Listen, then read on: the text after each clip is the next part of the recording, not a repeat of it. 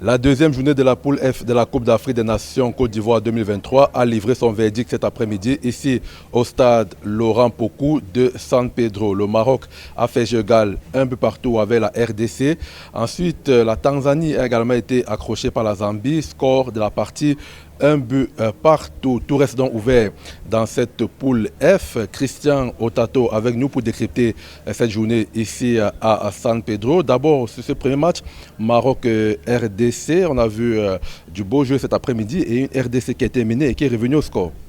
Bien sûr, on a vu une équipe de RDC qui, bien qu'elle jouait contre la première nation africaine au classement FIFA, qui avait les possibilités de l'emporter parce qu'il faut le notifier, Cédric Bakambu a vu son penalty être repoussé par le poteau du gardien marocain. Ce but aurait été marqué après avoir concédé l'ouverture du score. Ça devrait prendre une autre physionomie, une autre tournure cette rencontre. Malheureusement, la chance n'a pas été du côté de Cédric Bakambu, mais les remplaçants sont venus apporter une touche positive aux léopards de la RDC qui, à défaut de remporter la victoire, se sont contentés du point du match nul. On a donc vu la touche de Sébastien Dessab qui a opéré des choix qui sont avérés payants parce que la RDC est revenue au score. Un petit mot sur la performance du Maroc. On n'était pas attendu quand même à ce niveau après avoir déroulé face à la Tanzanie en ouverture.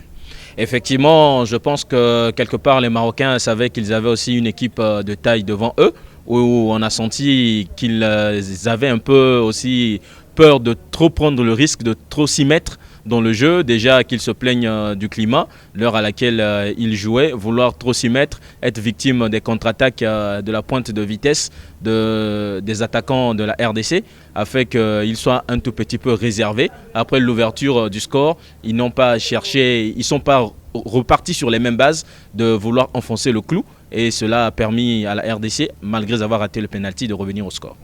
Un but partout donc entre le Maroc et la RDC, c'est un lever de rideau. Et le plat de résistance à 17h, donc c'est le match qui a opposé la Zambie à la Tanzanie. Une équipe de Tanzanie qui a mené et qui était en supériorité numérique, mais finalement qui s'est fait rattraper au score par la Zambie. Une petite déception quand même pour cette équipe tanzanienne.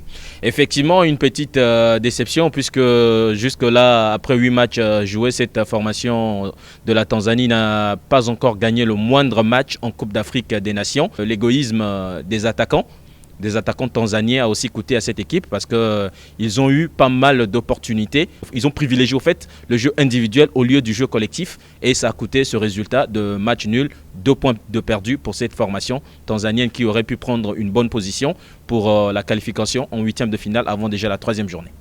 Rien n'est donc perdu dans ce groupe pour les 4 équipes. On rappelle le score Maroc 1, RDC 1, Zambie 1, Tanzanie 1. Les prochains rendez-vous, Maroc, Zambie et Tanzanie, RDC délocalisé du côté de Korogo. En direct de la salle de conférence du stade Laurent Pokou de San Pedro, Carlos Minoué, Achille Kamga, envoyés spéciaux Equinox Télévision.